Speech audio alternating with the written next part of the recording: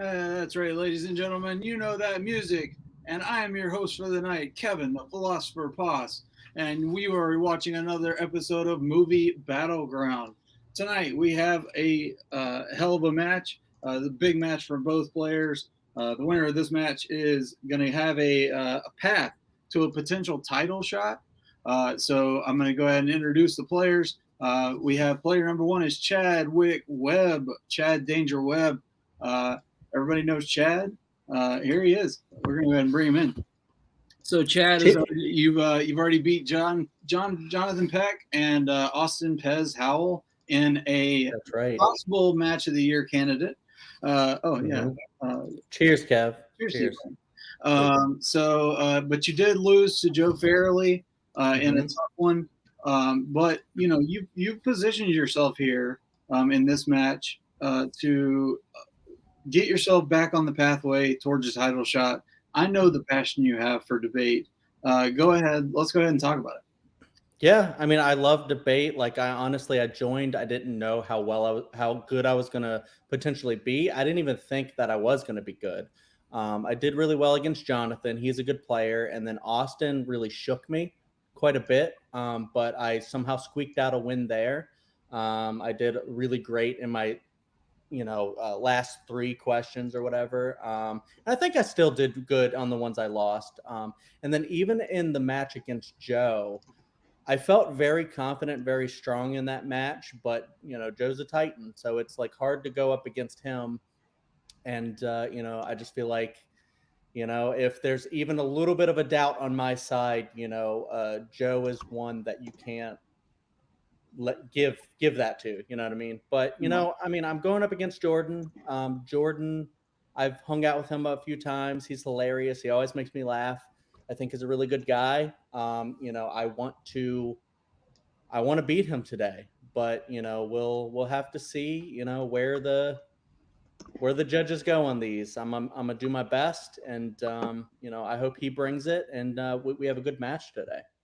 Yeah, absolutely. I mean, before we let you go to the back, you lost to Joe. He lost to Jeremy Adams. So, you guys are really tight on your records are tight.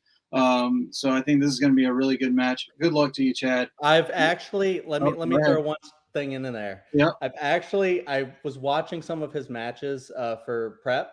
And I realized I've judged every single one of Jordan's matches. Well, then you should know more about him than probably anybody. So now we get to see what it's like when I face him. Did you retain any of that information about Jordan? I think he's stalking you, JPO. All right, we'll drop Chad to the back. As we bring forth, he is 2-1. He is the favorite in this matchup. He is the aforementioned JPO, Jordan Pierce Owens. How are you, sir? Oh, I am wonderful. Thanks for having me back. Oh, yeah, absolutely, man. Well, congratulations on getting to this point. So your last match was a defeat to Jeremy Adams. You beat Jacob Papa West, a favorite in the fan leagues. You beat Caleb Mashed Potatoes Hansen. So you lost to Jeremy Adams in the blind round. So a very narrow defeat. How do you plan on avenging that loss? Yes, it's kind of a similar tale for both me and Chad. It's a bit of retribution, hopefully, for one of us here today, because we're looking to kind of redeem that loss. But you know what, Kevin? You say Jeremy beat me, but really, I defeated myself. I feel like that was that one round I just wasn't ready in. I took him to the limit in the end, but he just got me by a hair in that blind round. So you know what? I'm ready. I'm prepared today. And Chad, I like you too, buddy. But as Rob Schneider once said in Deuce Bigelow 4, it's not business. It's personal. I fucked that up. But oh well, hey, we're playing. All right. So here we go. I'm helped tonight by a couple of judges in the back. Stacy and Jake Tato are in the back helping me tonight, and I will be acting as the third judge. So before we get started here, we'll go. You look great. Is something with your hair, losing weight? Thank you. Maybe it's this black. It's slimming. We'll go over some rules. You look nice today, Kevin, and the rest of the wow. Suck up, will you, Chad? Thank you. Jesus. All right. So rules Negative for points to Chad. debate. Best of 5 rounds in this one. First player you get 3 points wins the match. Each round is worth 1 point. 3 points in a row, you'll win by knockout. A tie after 4 rounds activates the blind round. All right. So the regulation debate rounds 1 through 4. You guys know how it works. A 60-second opening argument, a 2-minute solo pitch, 4-minute open debate. This is where you guys will go at each other like feral cats. And I will try to keep you from tearing each other's eyes apart. But then you'll get, to go back to your corners, and then you'll get 60 seconds to take a breath and finish off your argument. All right, so let's go ahead. I think that's it on the rules, and we'll go ahead and get started. Are you guys ready? All right, good luck, fellas. I didn't say yes yet. You guys never pay attention to me. I never. Now I'm ready. I'm going to take that look that you smell something bad as a yes. All right, so your first question of the night, guys. This is what I forgot. Jordan, since you are deemed the favorite, you chose to go first on questions 1 and 3. So you'll go first in this one. So your question number 1. What Adam Sandler film most deserves to get a sequel? And Jordan, you will be going first. So 60 seconds on the clock. And I'll pull up the clock here for you. As soon as I'm not... There we go. All right. So as soon as you start talking, time will begin. All right. So when you bring up a sequel, I try to tackle it from all fronts. What would we like to see? What might make some money? And what might actually be a worthy sequel? Not just something that's a cash grab, like our grown-ups, or even like a Hangover where it just seems like you're doing the same thing. So I chose Happy Gilmore. First of all, it's a movie that there's characters that we love from, and I'll get more on that later. So some people that we've seen a little bit of since we want to see more of. It's a sports movie, so you can really tackle the plot from a couple different areas as to where Happy is in his life. Maybe he's got some kids. Maybe that involves in the plot. And it's one of those things, Sandler never did sequels until Grown Ups. And a lot of people agree with me that, they're kind of whatever movies. Let's go back to something that we love, that has a story that we can really sink our teeth into, that we would be excited to see, that will really bring a tear, but a happy tear to our face, to go back to where we love Sandler. And that's the mid to late 90s. Happy Gilmore 2. Electric Boogaloo, but not that part. All right. Happy Gilmore 2 is Jordan's answer. Chad, when you start talking, the time will begin. I'm actually a really big Adam Sandler fan. Like, he is what introduced me to cinema. So I definitely agree with Jordan in at least one respect, that I think, 90s Sandler is some great Sandler. However, my pick is Hubie Halloween. I think Hubie Halloween was like a surprise. This was like a shock to the system. When I saw this movie, like, I was used to a lot of the not so great Sandler films, and then this one came out, and I was on the floor laughing with this one. It introduces like so many characters, such a great world. The world building in this is insane. It has a fictionalized like Salem. And, it even has a lot of nods to the old classic Sandler films that you know and love. This movie is so sweet, so funny. And I think just the fact that it has so much building towards a sequel, that it definitely is the most to deserve a sequel. It's a great film. And time. All right. Both using great use of their first 1-minute opening argument. We'll move to Jordan for his 2-minute solo pitch. And you're muted, sir. Muted, very much muted. Thank you. Going back to what I was saying. I'll touch more upon Hubie Halloween in a minute, but let's talk about Happy Gilmore, man. You really want to, I think, jump into something that people have been waiting for. Even a year later, I still think people would be way more excited about a movie from 1995 getting a sequel than 2021. There's my boy. It brings happiness to your face seeing that character here, man. Christopher McDonald as Shooter McGavin. If you go on Cameo right now, he's not listed as Christopher McDonald. He's listed as Shooter McGavin because when he changed it, or when he was doing Cameo, everyone kept asking for him to just simply be Shooter McGavin. So he changed his name to it. The best part of Hubie Halloween. You want to know what the best part of Hubie Halloween is? The first 5 minutes when it's almost a sequel to Happy Gilmore, and you see Ben Stiller's character as Hal the Orderly. It made me squeal like a little girl. And this is not even the fourth or fifth biggest character in Happy Gilmore. This is an uncredited cameo from Ben Stiller, and you're so happy to see that little bit of nostalgia that we had. That was my favorite part of Hubie Halloween. My other favorite part was that they put Julie Bowen and Adam Sandler back together, a combo we haven't seen. I want to see where those two characters are at. You mentioned all the characters in Hubie. There's almost too many. There's Steve Buscemi and Rob Schneider have a very kind of built upon story that's just kind of thrown away. It has no real good conclusion here. Kenan Thompson's running around, and Adam Sandler's again trying to do a wacky voice. It was fine, but it was ultimately forgettable, and that was even just a year ago. Happy Gilmore, man. You could bring back almost everybody. Carl Weathers still looks the same. You could do a dream sequence where at the end he convinces Happy what the right decision. You can see Chubbs again. It's all in the hips. Bring us a nostalgia trip that we're looking for more than just another. To me, would be a cash grab. Time. All right, a great pitch there by JPO. It is all in the hips. All right, Chad, 2 minutes when you start talking.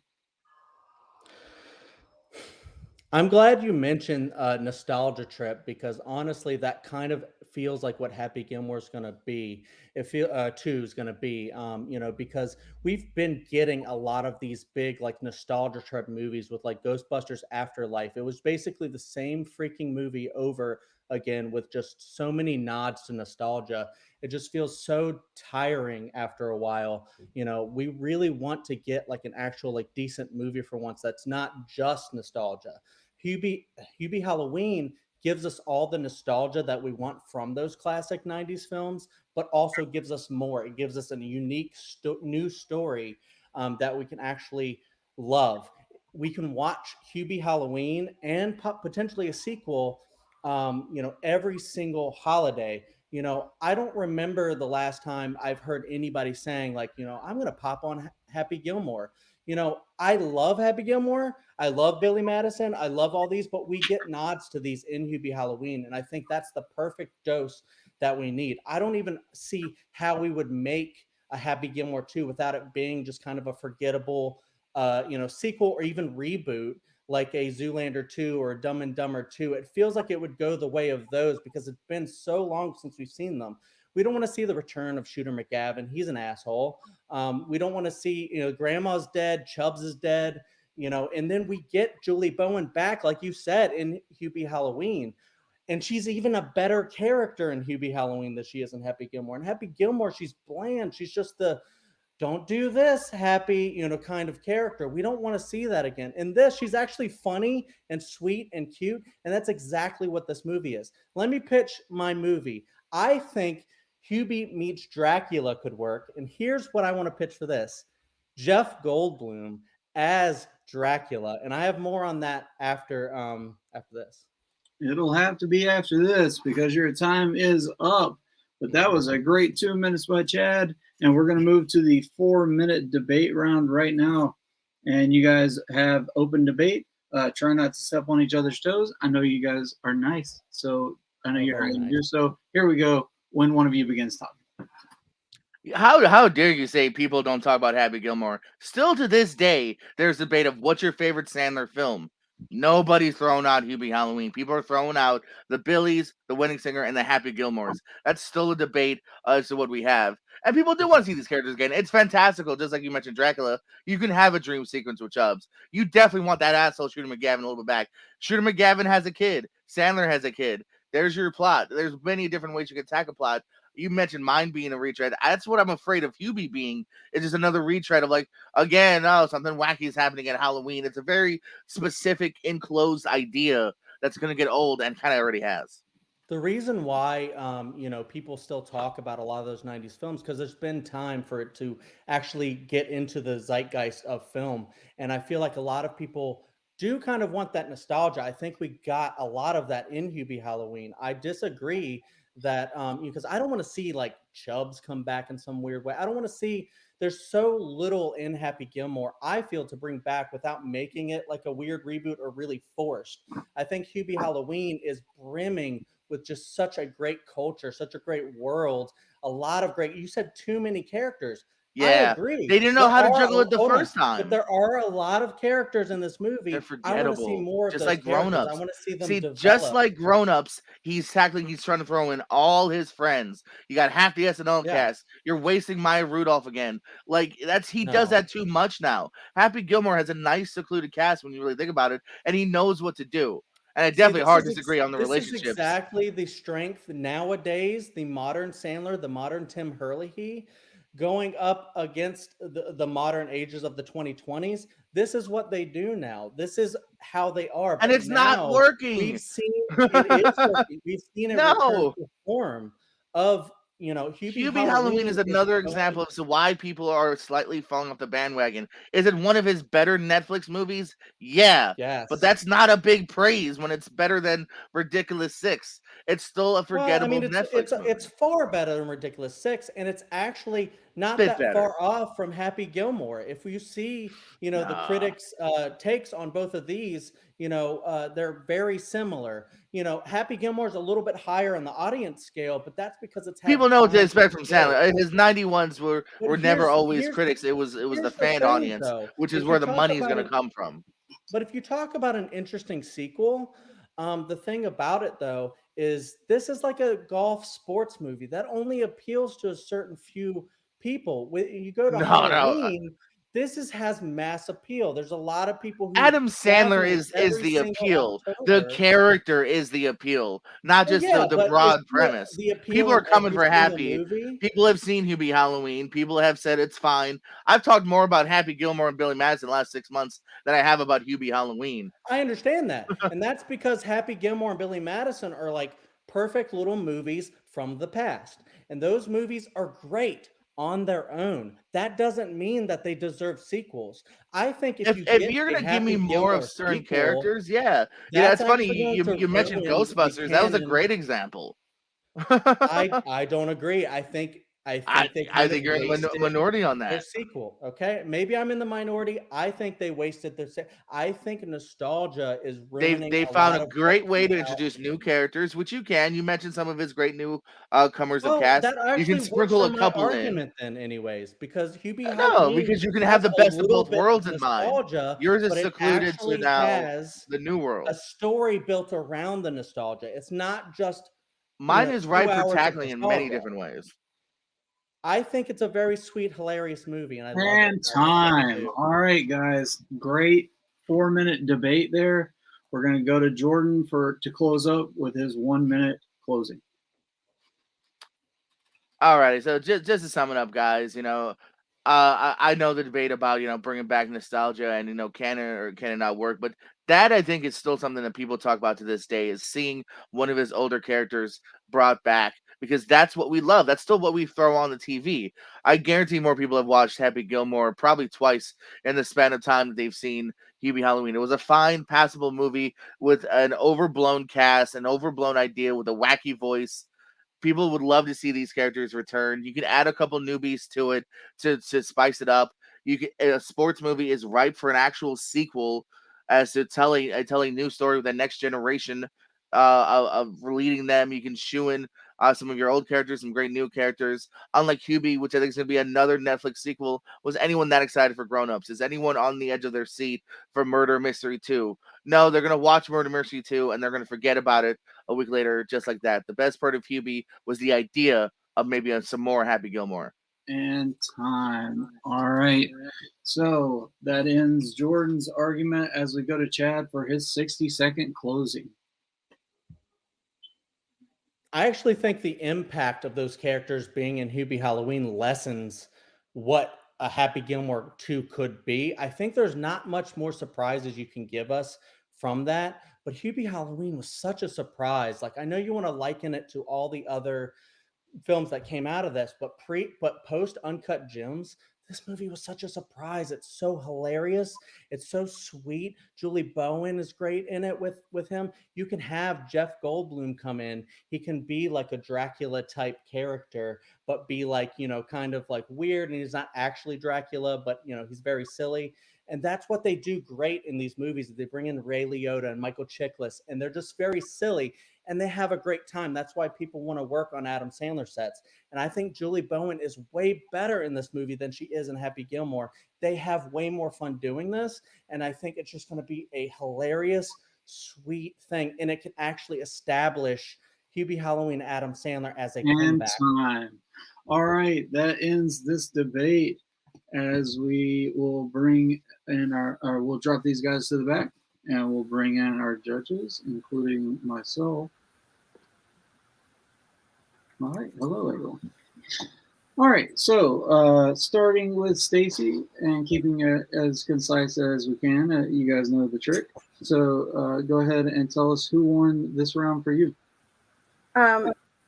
Chad did, because I want Hubie meets Dracula with Jeff Goldblum as Dracula. Once he said that, I just was like, no, I just want this, and I'm stuck there now. All right. So one vote for Chad. Moving on to the potato. I got JPO here, pointing out that Chris McDonald is Shooter on Cameo, and that the best bit of Hubie Halloween is Happy Gilmore. So I got JPO. All right. So that brings the decider vote to me. I was hoping to not vote in this one. But Chad made some really good points about how we've been seeing a lot of nostalgia trips here lately. He brought up Ghostbusters Afterlife.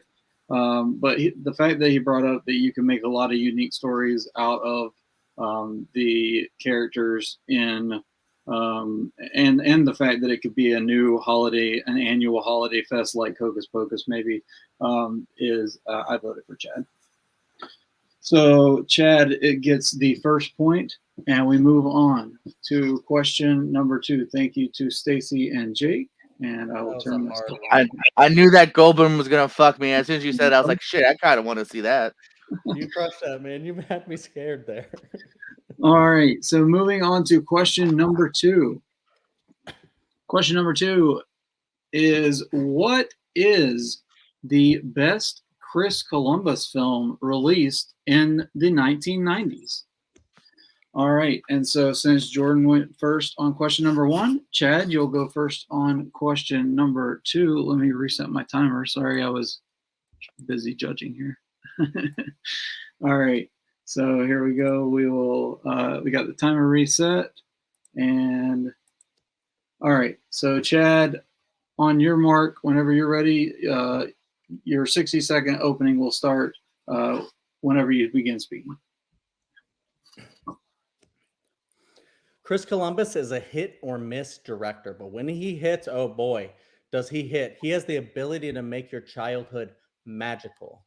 Most notably for me, he did this with Harry Potter and the Sorcerer's Stone, but before that, he took a little independent film and made it into a huge blockbuster success. I'm talking Home Alone.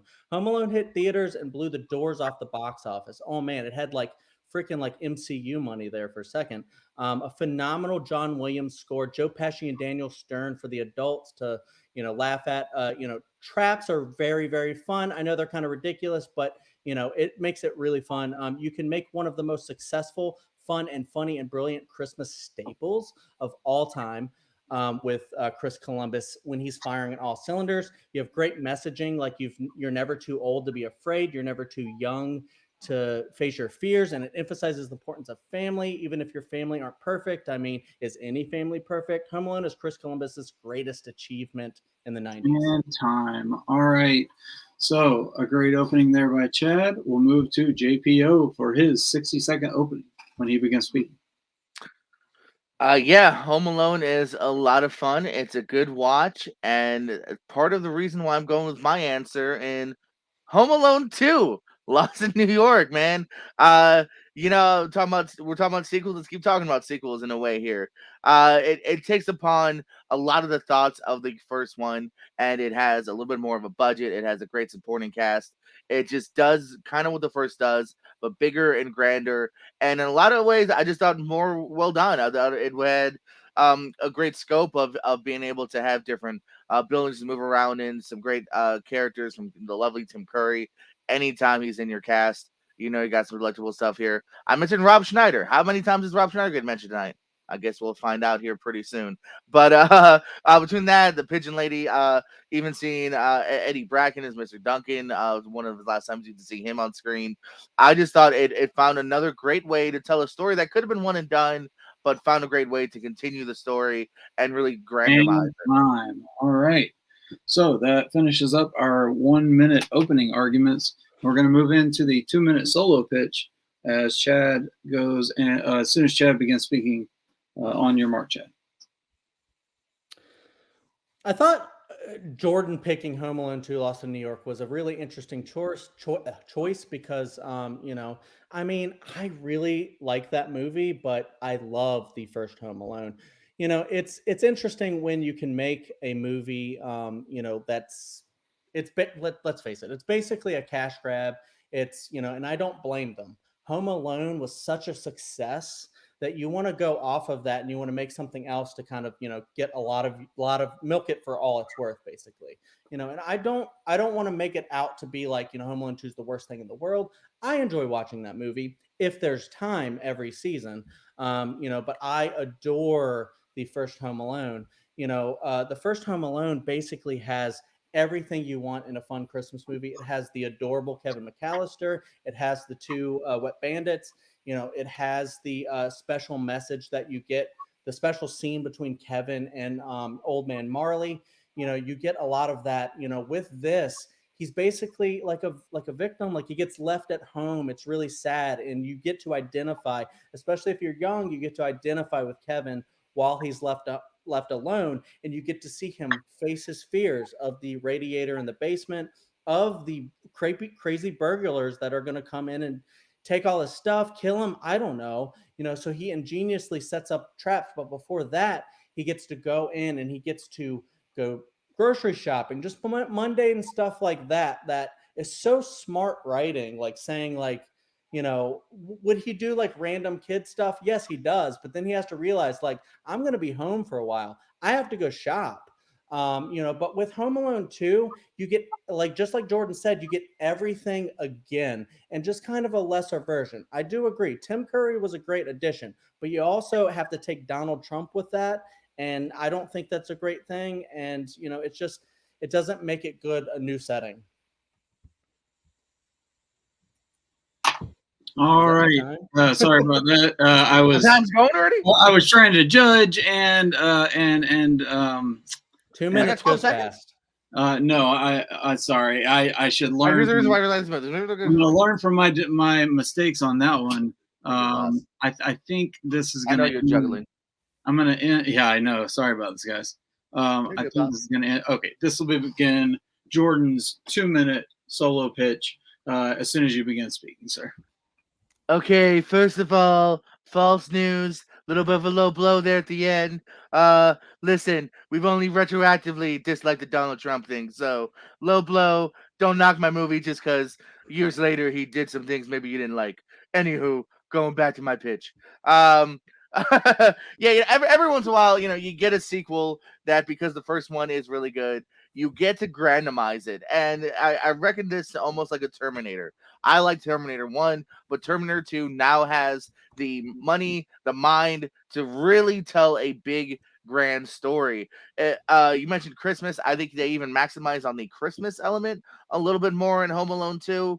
And it's the one I want to pop in my VHS player or DVD or Blu-ray or streaming, whatever you cool kids do nowadays. Glasses in your iPhones. I don't know.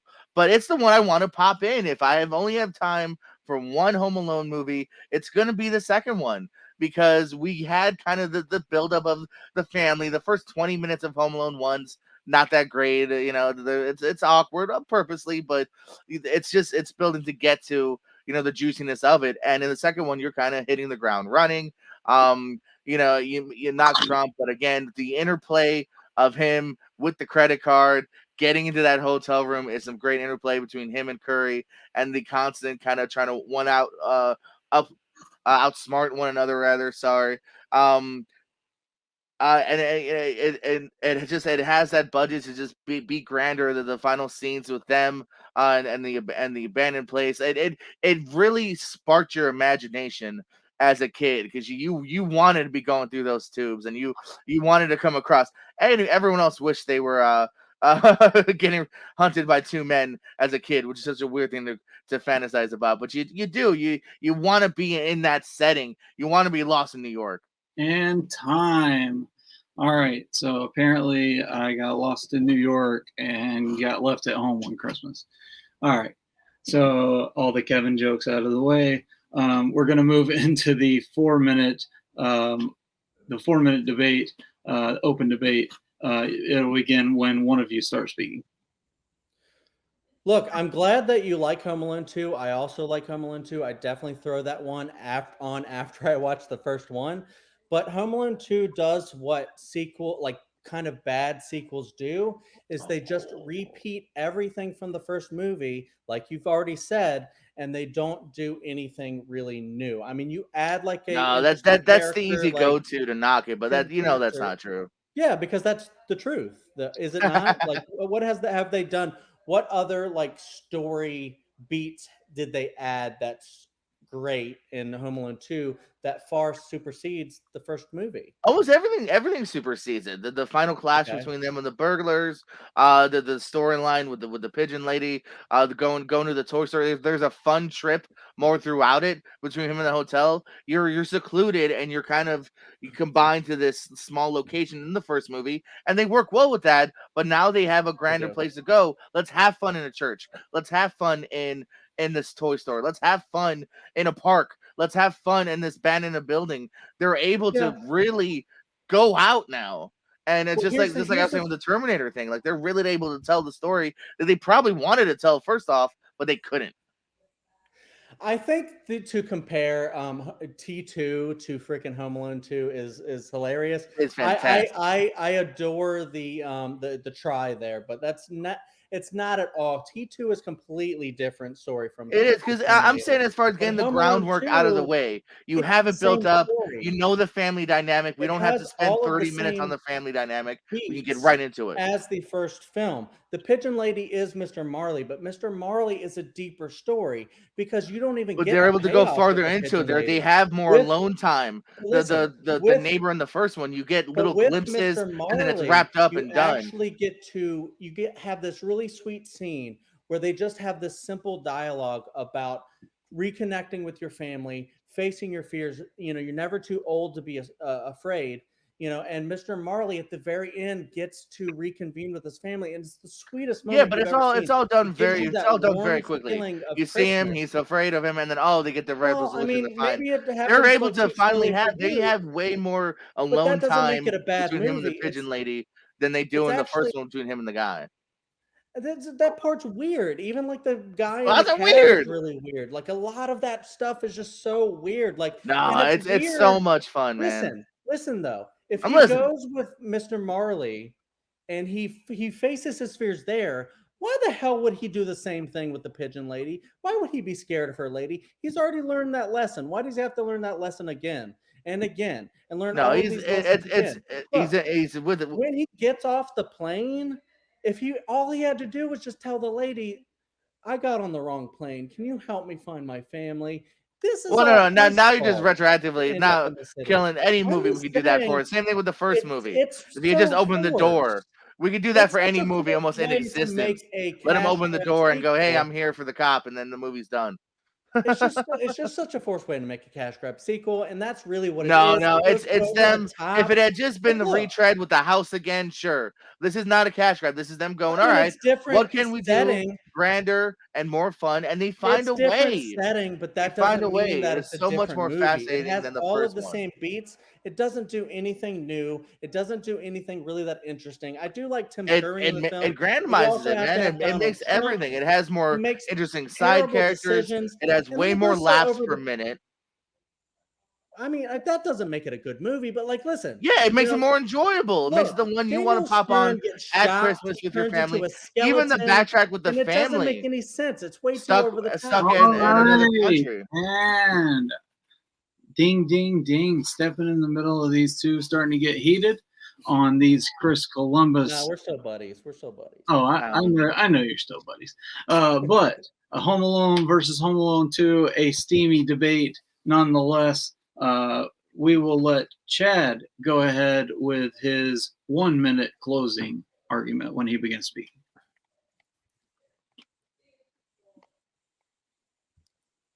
All right, I'm going to shamefully read some reviews here. Kenneth Curran, reviewing for the Los Angeles Times, claims whatever was unforced and funny in the first film has become exaggerated here. Whatever was slightly sentimental has been laid on with a trowel. The result, with some exceptions, plays like an over-elaborate parody of the first film, reminding us why we enjoy it without being able to duplicate the appeal.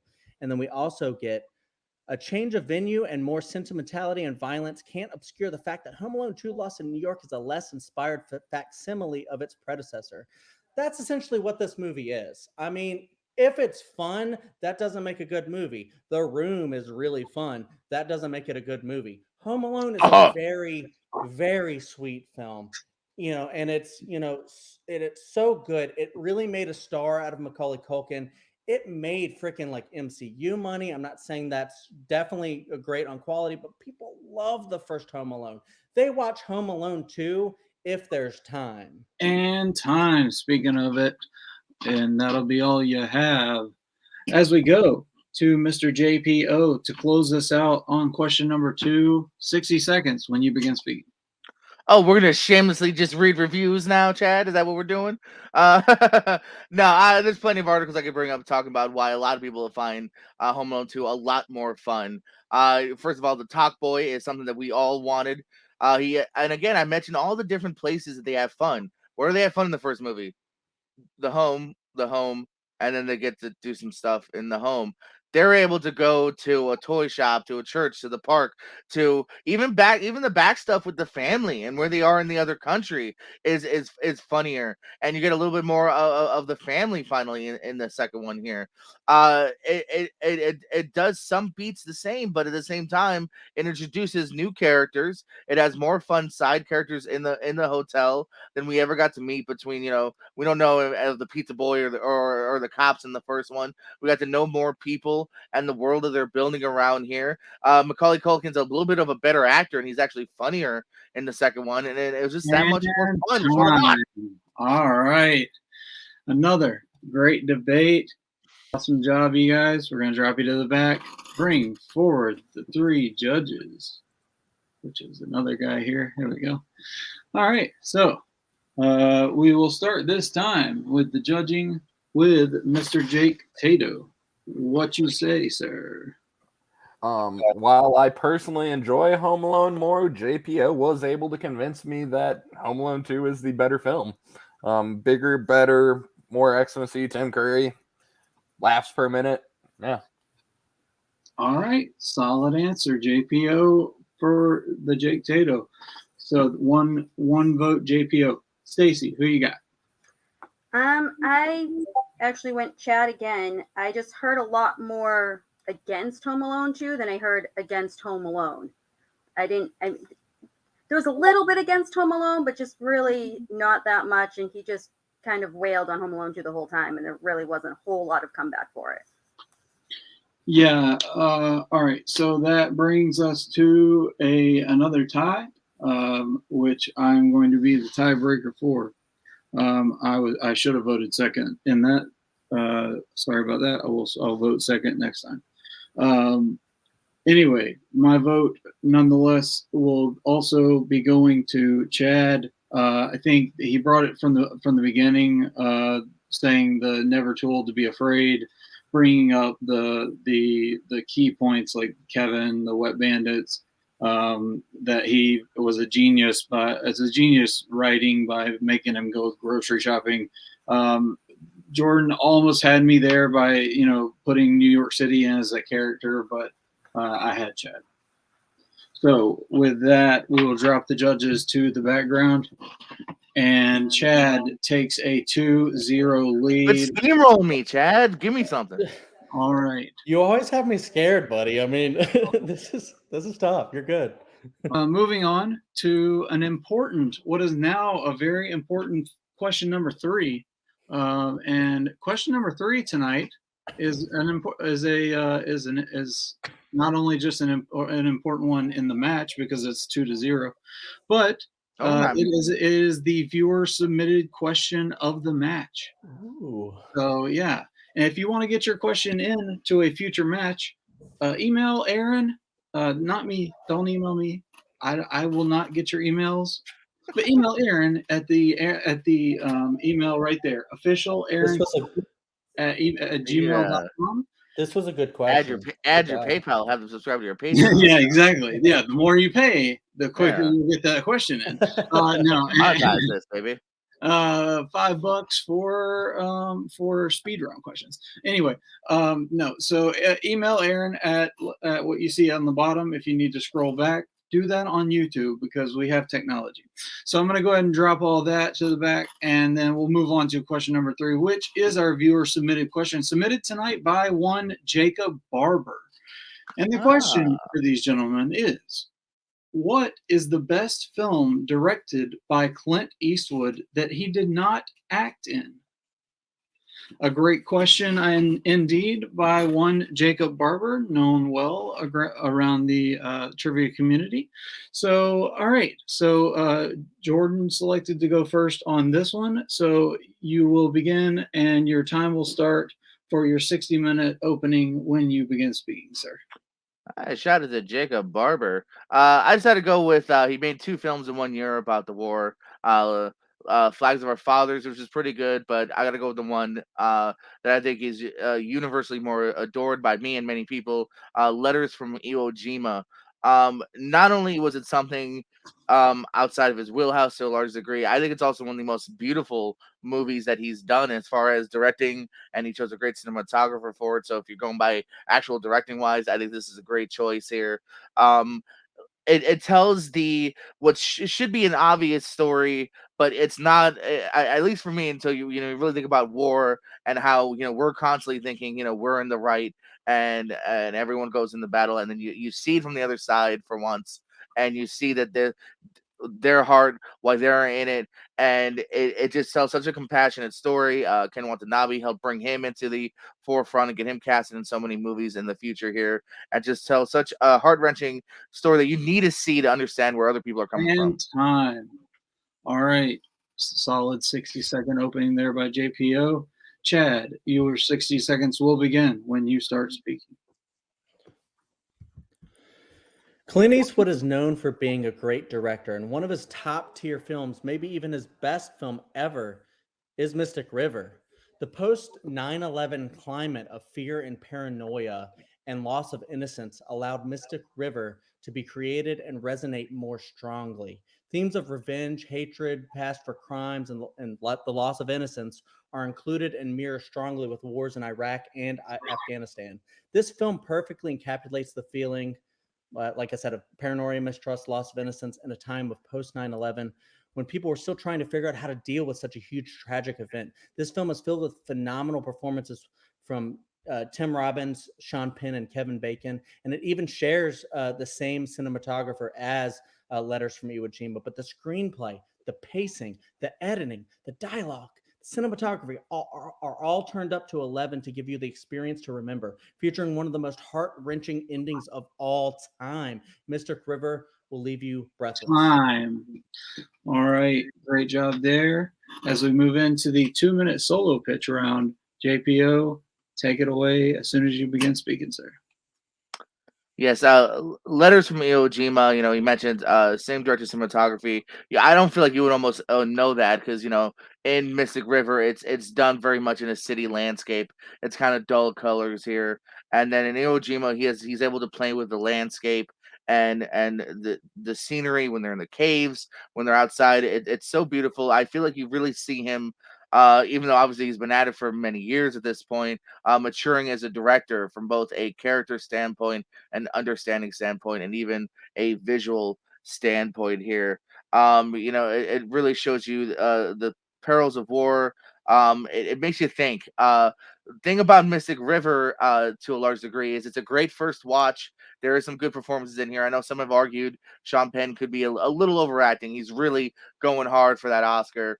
But it really is not something that holds up upon a rewatch, as far as it's a movie built on, contrivances and unbelievability. And if one thing had just been said to the right person, there is no movie here. You know what I mean? It reminded me a lot of Sandra Bullock's most recent movie, The Unforgivable, where it's very much built on just people not really talking to one another and making assumptions, and that's where you get your drama from, to a large degree, especially towards the end.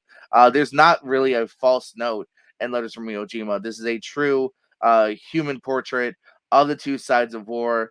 You know what I mean? They do things in the movies that you would usually in another movie like a Rambo would make you hate that character because they're killing Americans, they're doing this and doing that, torture. But it really views it from a different a standpoint of humans, of what they believe in on both sides. And it doesn't have a false note. It really makes you think, and you want to rewatch it. You learn things from a second and third viewing. Mystic River is a great kind of acting movie that is kind of one and done. All right, that ends the 2-minute solo pitch there for JPO as he was tearing into Letters from Iwo Jima. But we're going to move over to Mystic River as chosen by Chad. And your time, sir, will begin when you start speaking.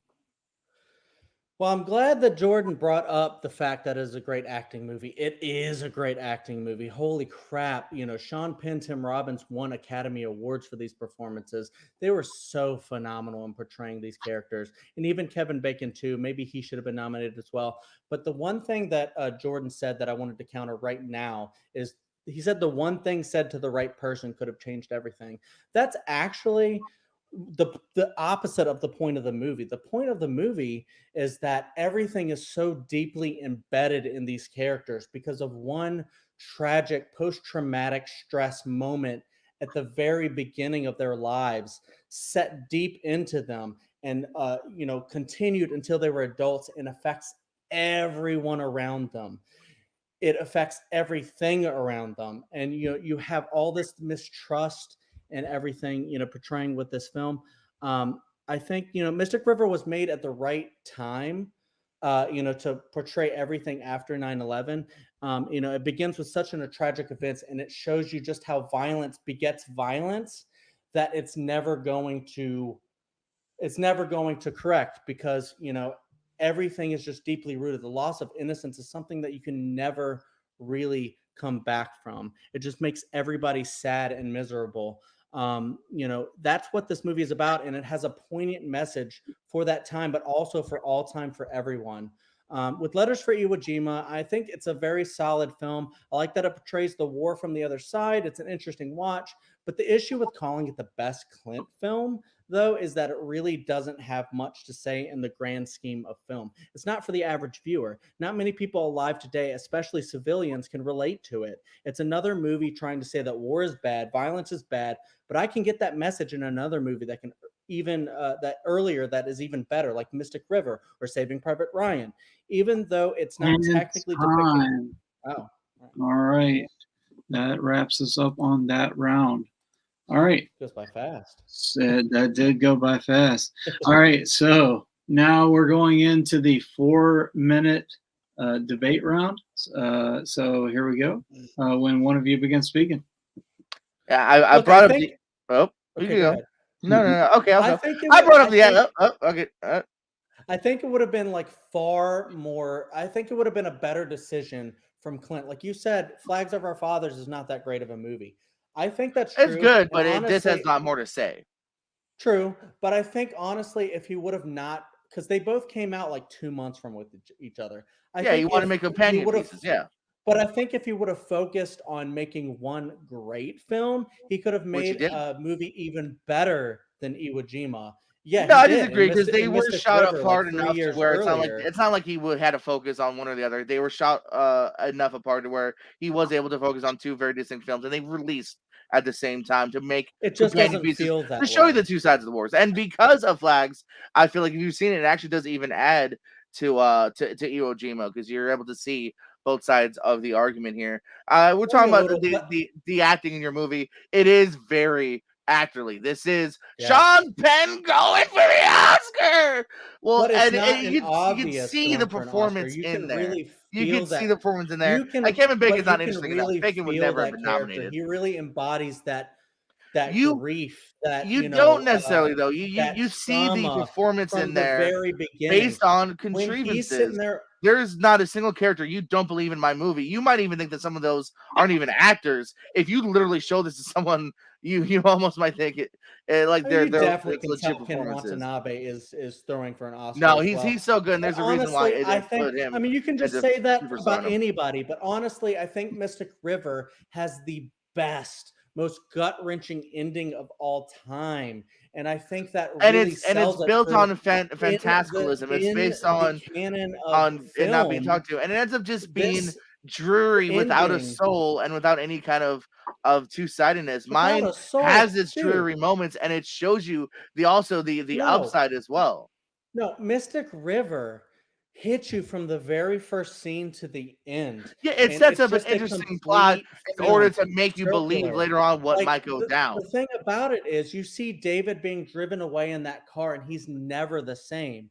You identify with David the rest of the movie, and then I'm sorry to spoil David, this, but not the other characters though. David's the most believable part. The other characters do things to simply keep your plot moving. Because if it was true, like mine's trying to be true, your movie would have ended 40 minutes in, and it would have been completely different. No, it becomes a movie that needs everyone, I feel like, have. This turned out perfectly. This was dropped here. I don't really need an American this to come and in leads here to this and dramatic tell me moment. how the Japanese act in Pearl Harbor or wherever at Iwo Jima, wherever it is, because honestly, I could just watch a foreign film for that. I want to see more. Why you gotta watch? I'm not okay. What argument is that? Yeah, you can watch a foreign film. You can also watch this movie. This is a great movie as well. But like, I don't see what that comparison is. Look, this is the brilliance of Clint. It doesn't just end with the death of Tim Robbins. It continues. It makes you and it continues that dreariness. You're ready for it to wrap up with Tim Robbins. But you're very ready for it to wrap up. My movie, I think, is even longer, and you're with it the entire time because it's able to show you so many different ideas and moments, while yours is built on this one contrivance from the earlier, and you're ready to wrap it up. I got some more. It's trying to put a novel into a movie, and you can feel it trying to be a novel fit into a movie. To the story at all or the characters, but with Mystic River, because it shows you the grand scope of war. Character piece, and that's exactly what Clint does perfectly. I'd say it's far from David, perfect. You feel for this character, and you are time. All right, another heated debate. Great job, gentlemen. And we'll go to Mr. JPO for the closing of question number 3. His 60 seconds will start when he begins speaking. Mystic River is an interesting first watch because it has, some could argue good, some could argue over the top performances here, but it's a movie that's definitely kind of like he was saying before.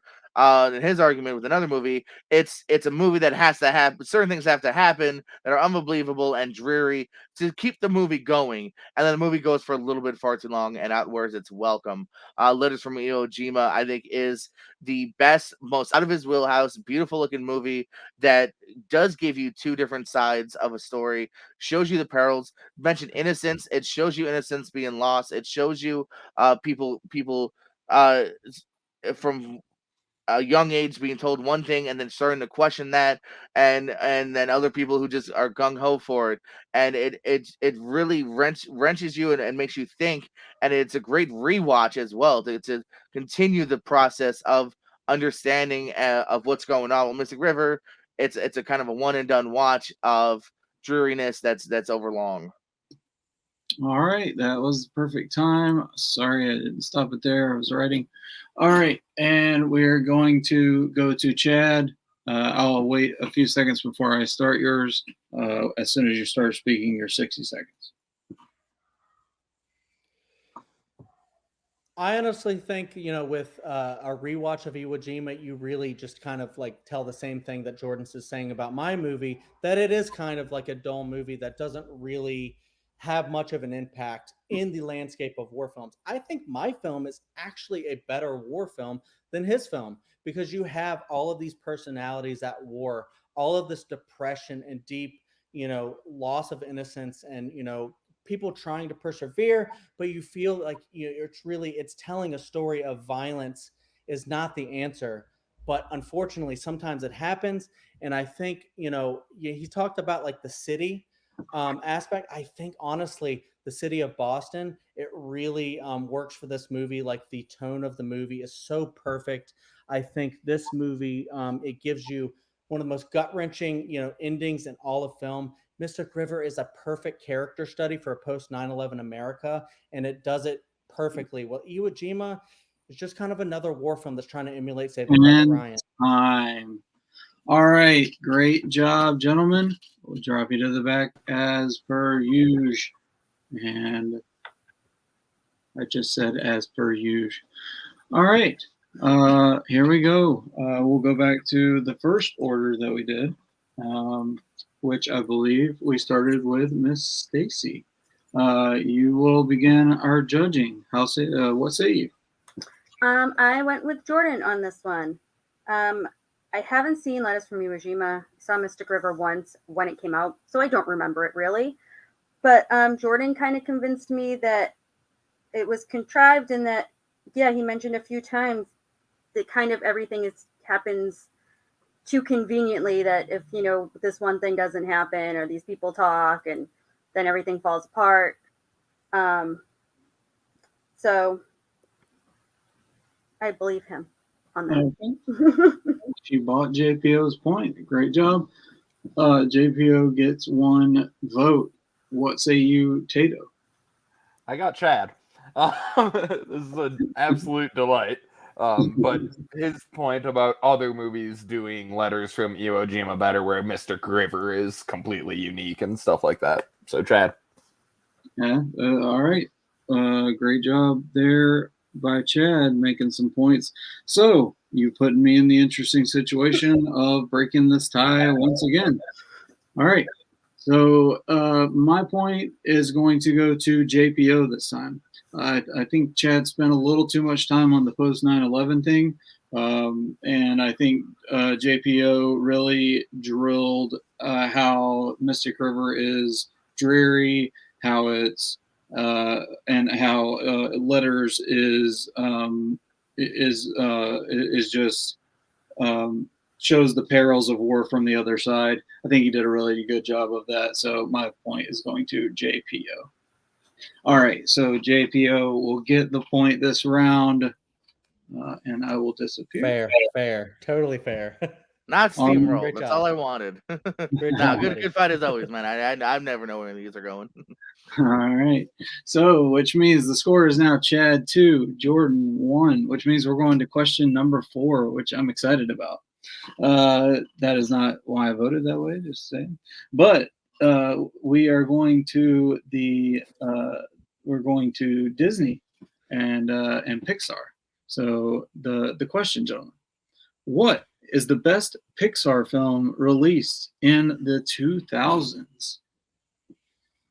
All right, so Chad is going first on this last question here, question number 4. And so 60 seconds after I go ahead and restart this timer. And 60 seconds will begin when you begin speaking, sir. Oh boy, you had to pick Pixar, one of the greatest animation studios of all time. Yes, they've made so many great films in the 2000s. This was kind of a tough choice, but then I immediately thought of the correct answer, which is Finding Nemo. Finding Nemo is in the AFI's top 10 greatest animated films of all time for a good reason. The level of care and detail that went into crafting the world of this film is awe-inspiring. The artists went scuba diving so that they could study coral reefs and wildlife to bring you a world that you aren't used to seeing. And Finding Nemo is such a personal story about a father and son adapting to life without Nemo's mother and siblings after a tragic event. Because of that event, Nemo's dad, Marlin, is very protective over Nemo, so much so that he prevents Nemo from experiencing anything in fear of something bad happening to him. This leads to one of the most brilliant lines from one of the best characters in all of film. I'll wait for that. But basically, what this is a father and son story. It's an inner turmoil of Marlin, and I think it's brilliant. Time. All right, Chad, just on the money there. Great job. All right, and JPO, your 60-second opening when you begin speaking, sir. As Chad had set up, you've got a few good choices here, but I went with the right choice in Up. I mean, come on, guys. The first animated movie to be nominated, not just for animation, for Best Picture in like 20 years almost, 17, 18 years since Beauty and the Beast. People fell in love with this movie, and it is still such a lovable movie that's for all ages, too. You can even go a little bit older than like some of the ages that you're shooting for in like Finding Nemo, because it has elements. It's got a great villain. It's got the most beautiful first 10 minutes that anyone will ever have. And before Chad even gets there, it's also got a beautiful wrap up towards the end, a wonderful middle, great side characters as well. This movie just is floating on every level for almost every age, literally from 6 to 60 to let's go 90. Let's go even farther. I think this is a movie that will wrap your heart, make you laugh all at once. Up. Oh, nice. He gets it in right there at the last second. All right. Oh, and I started the time. Sorry.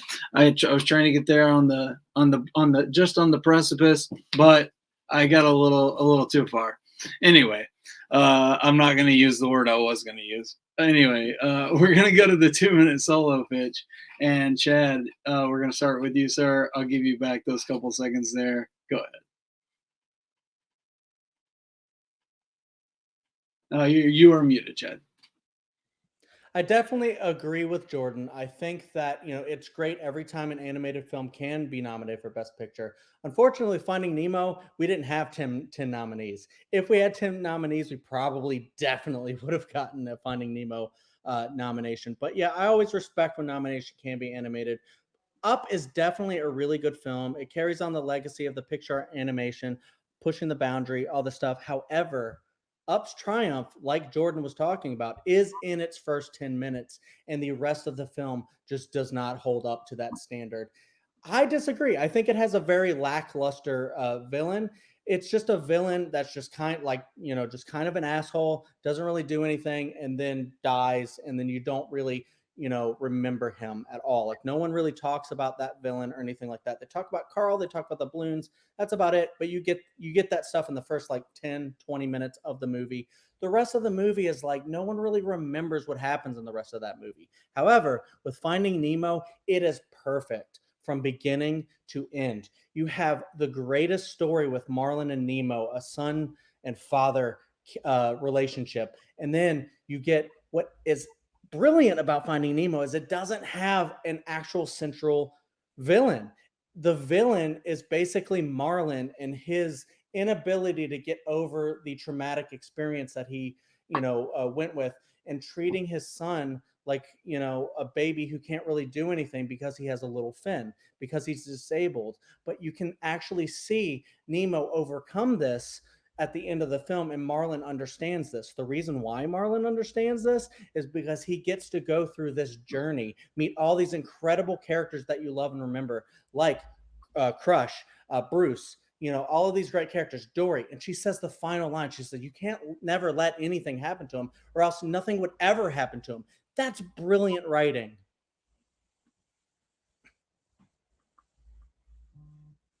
Oh, all right. And sorry about that. I was trying to get that point in there by Chad, and it got slipped up, but I'll leave it there. And JPO, when your 2-minute solo pitch begins, I will give you 6 seconds before I start the time.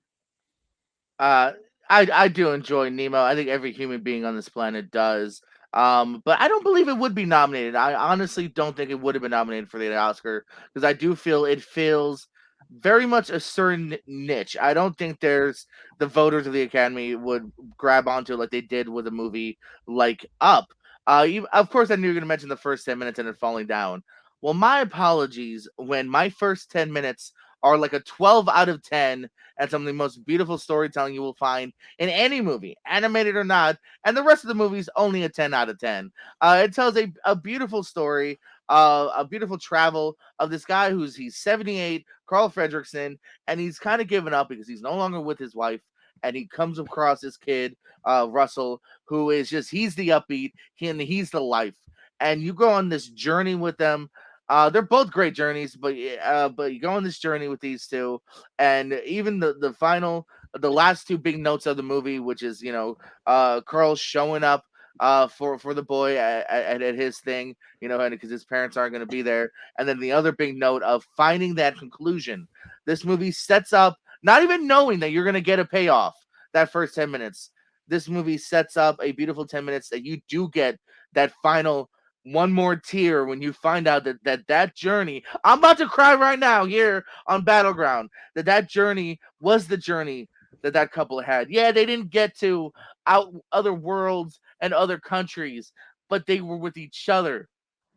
I'm tearing up on Battleground thinking about that final few minutes where you find the conclusion of what they set up in the beginning here. No animation movie or even movie in general hits you like that. And it's got great characters here, man. My niece, who's only 6, saw it and she immediately wanted a Doug the pup little plushie, and it's one of her favorite toys because it does have beautiful characters. The birds, the other dogs. Time. All right. Getting everybody all teary-eyed there, JPO.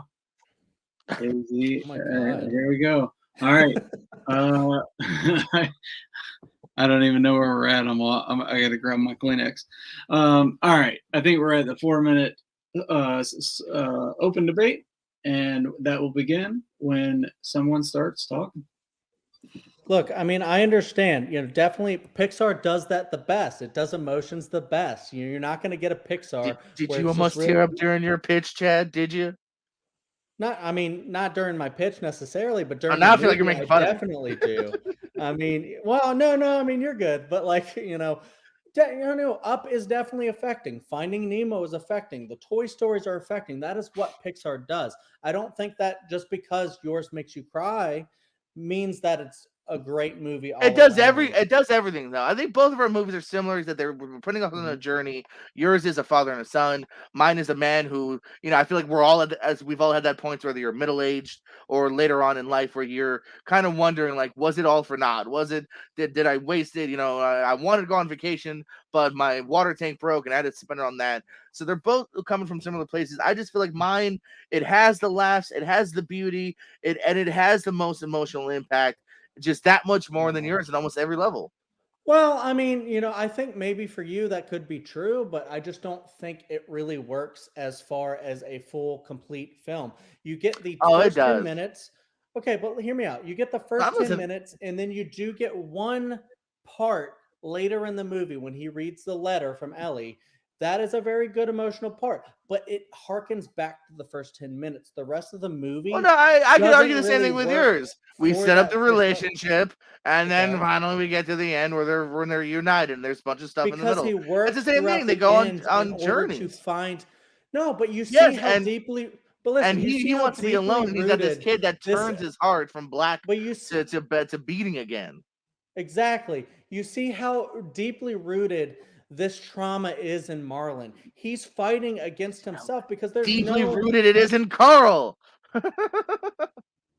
Well, what is deeply rooted in Carl? That he is alone. That he feels like he let her down. Well, no. I mean, he finds companionship in Russell like immediately, and then Doug. No, but and he fights it at first, honestly, just like you would, because he doesn't want to let another person down. He wants to be alone. And Russell makes him beat again. Well, but you don't. Oh no, you remember all the dogs. You remember Doug. You remember the crazy bird. You get Dory. You get Bruce. You get Crush. You get the entire fish tank. Which one's Crush? That's hilarious. You're That's losing the me. turtle, buddy. He's the Oh, turtle. okay, yeah, he's a You stoner need to turtle. rewatch Alright, this yeah. film because the turtle. I've seen it a and bunch, his- man. I and worked his at little Kmart buddy's and I son, played it every day on the they're TV. great. And you know what? You know why they're great is because they help Marlon realize what he's doing wrong. That's the And complete yes, arc and from Carl Marlon that you get. and Carl it's is one of helped the by most Russell brilliant. to make him beat again. And Carl, who goes from wanting to be Not left really. All alone he to really needed fighting to for this see. kid, something he did No, not see coming. Really, all he needed to see in Up was, oh, this place is not what I thought, and then read the letter. That's all he needed.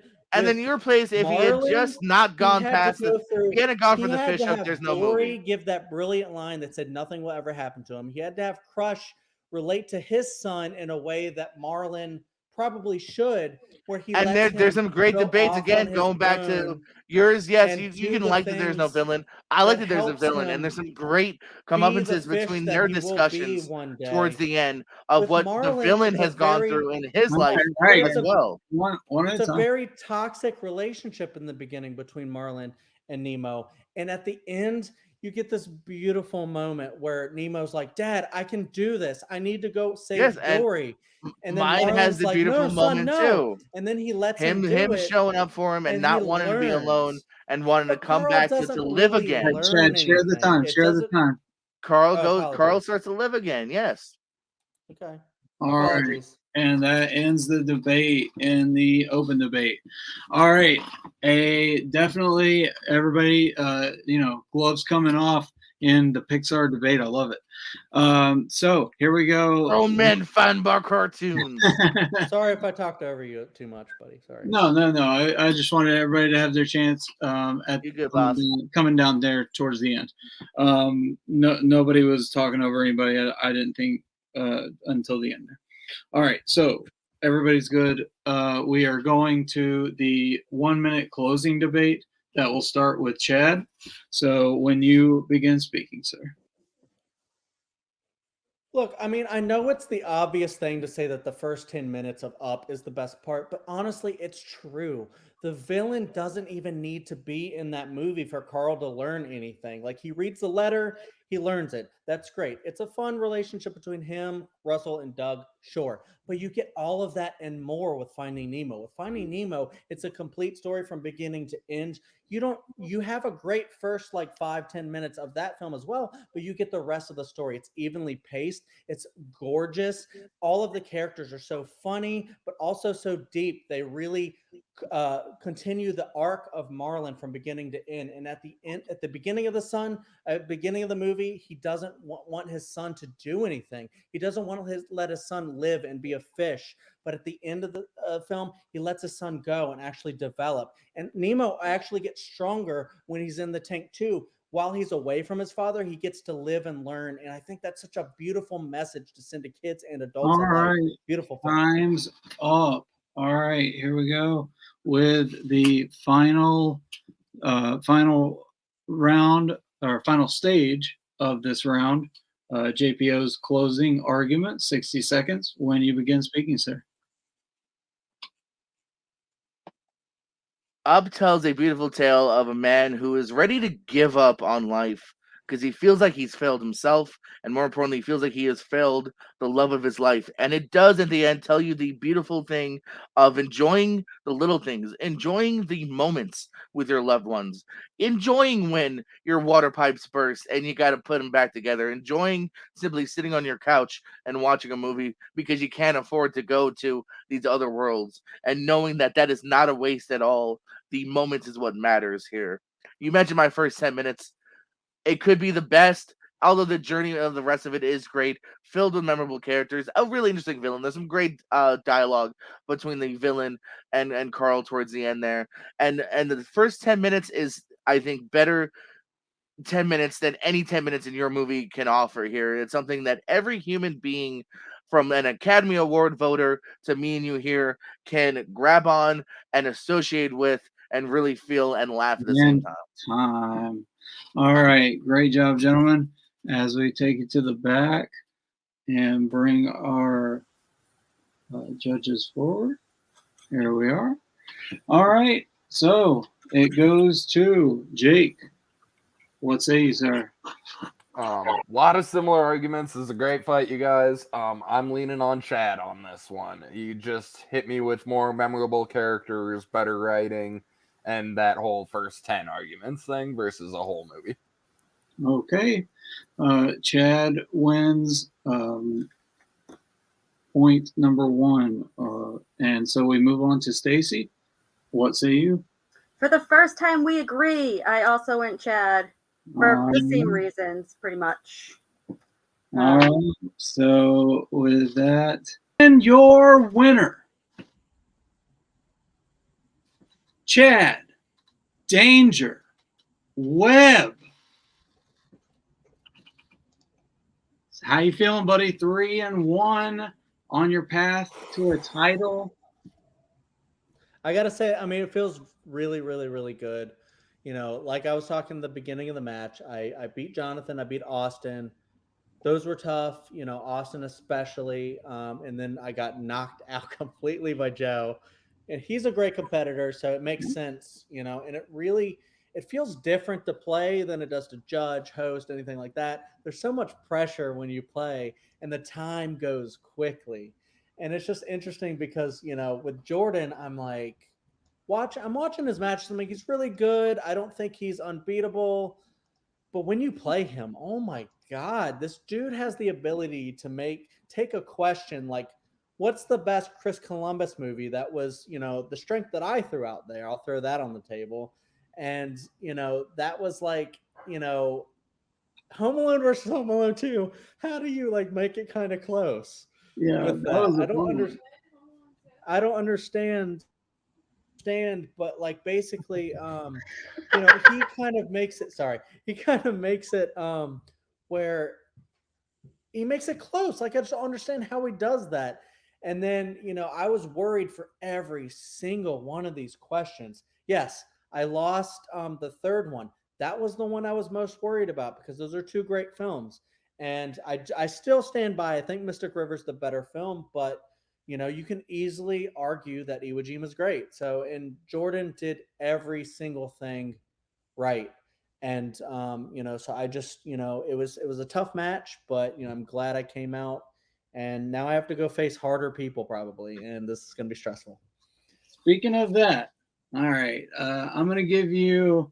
You're going to get a 5 potential options of people that you would play. So it'll be Jeremy Adams, Joe Farrelly, Sean Hunter, Henry Sanchez, or Mahdi Rahman. So those are the 5 names that are in contention right now. The names that are in contention that you could play. Yeah, I mean, look, all of those players are so good. Obviously, I don't know if I want to face Joe again right away. I was just about to ask. Do you want the I mean, I kind of want a rematch, but maybe like another step up. I don't know. I mean, Joe, so I see him knocking out people all the time. He did it to me. He did it to freaking Jay or whatever. And it's just like, it's so rough. But like, you know, I think maybe, I don't know. I don't want to sit here and name names, be like, you know, this person's weaker than this person, but you know, any of those people could be fun. You know, I know Jeremy's really good. It could be fun to face him. I like his style. I like Mahdi. I like his style. You know, I could face really any of these people and come out with a win or just like get demolished. That's just how these people stack up when you get to this level. So we'll see. That's very true. So just looking to have fun. Hey man, congratulations. Enjoy your win tonight. 3-1 over a huge, awesome competitor, JPO. We love him, so we're about to talk to JPO. So congratulations on your win. Enjoy it, Chad. As we bring forth Jordan Pierce Owens, he is now 2-2. How you feeling, buddy? You used to be something, Jordan. You were 2-0 at one point, and then what happened? Could have been a contender. No, nothing.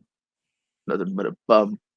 Oh, hey, what's up, Kevin? I know you were on. Hey, yeah. No, tough competitor, man. Every round, just like him, I wasn't I wasn't sure where it's gonna go. He picked good choices, and even more than good choices, he brought it into the debate. So, much respect to Chad, if that's your real name. If that is his real name, we will check into that name and age and all that good stuff before he gets too far in the tournament. So we didn't have a match on the books for the unfortunate second place finisher of this match. You rub it in, Kevin. Rub it in. Who would you, Unfortunate. Hello, there who are would- you? who would you like to play at sitting at 2-2? I think I'm looking at him, Kevin. How about you, baby? Huh? No, don't dodge me. Where you going, Kevin? I'll face anyone, man. Higher, lower, women, children, I think we have the same record now, so that's cats, dogs.